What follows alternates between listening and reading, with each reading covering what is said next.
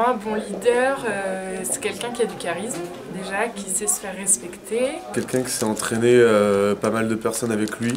Quelqu'un qui arrive à motiver son équipe aussi, pour se faire suivre par son équipe. Quelqu'un qui a la capacité de fédérer les gens autour de lui.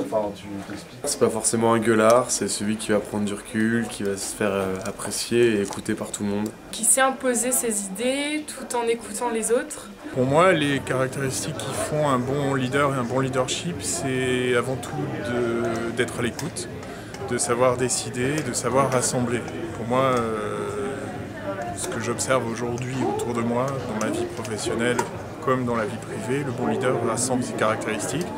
Et en plus, pour saupoudrer tout ça, je dirais qu'il y a une bonne dose d'être juste finalement, de savoir être juste.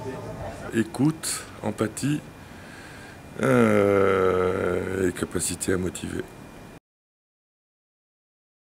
Je pense que d'une façon assez naturelle, le président est le principal leader, mais c'est vrai qu'il peut y avoir d'autres leaders. Je pense qu'il y a des leaders qui peuvent se révéler. Il y en a d'autres qui ont plus de voix ou qui ont plus de bonnes idées et tout. Il y a le président qui chapeaute tout, mais après il y a différents leaders, il y a la responsable, il y a des responsables sur chaque pôle.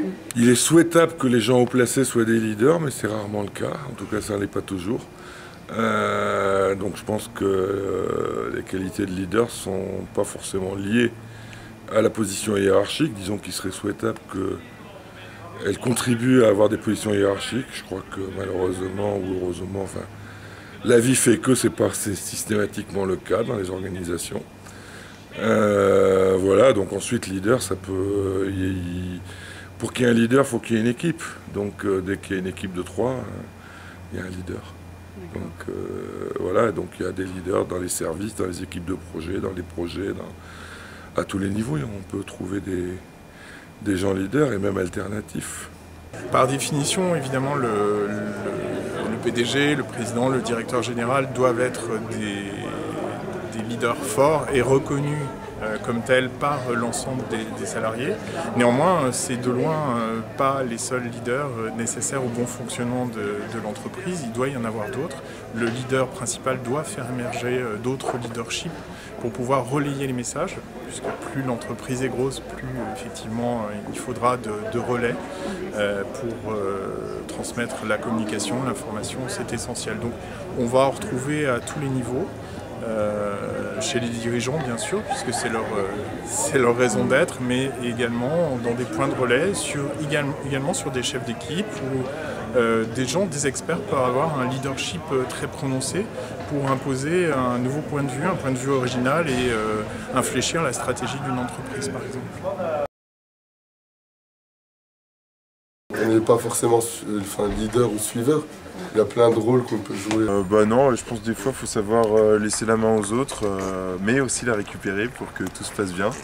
Non, je pense que ça dépend vraiment du contexte dans lequel on est. Moi par exemple, en association je suis leader, mais dans ma vie personnelle pas forcément. Ça va dépendre du contexte dans lequel on est. On peut être leader dans certains domaines. Et ça dépend aussi du moment de la vie. Je pense aussi parfois quand on est jeune, on n'a pas forcément d'expérience, on n'a pas eu d'expérience, on était très valorisé. Je pense que moi je ferai une petite réponse de Normand, c'est à la fois il y a nature et culture. Je pense qu'il y a des prédispositions, il y a des compétences et il y a des comportements qui font qu'on est plus facilement leader ou pas. J'ai évoqué tout à l'heure certaines compétences à avoir selon moi pour faire un bon leader. Donc il faut les réunir déjà, c'est un prérequis. Et puis effectivement, j'acquiesce à votre question, c'est-à-dire qu'on va être expert sur certaines choses, on va être à l'aise dans notre parcours professionnel sur certains domaines, moins sur d'autres. Et effectivement, il sera plus facile d'émerger en tant que leader sur certains parcours, sur certaines périodes de sa vie. Moi, je pense qu'on a tous les capacités, en tout cas le potentiel en soi. Il y en a qui l'ont peut-être un peu plus, il y en a surtout pour qui la vie a donné plus d'occasions de le développer. Et je pense qu'effectivement, c'est aussi une affaire de contexte et de cas. Je pense que dans vos projets associatifs, il doit y avoir des gens qui sont tour à tour leaders en fonction des situations et des contextes.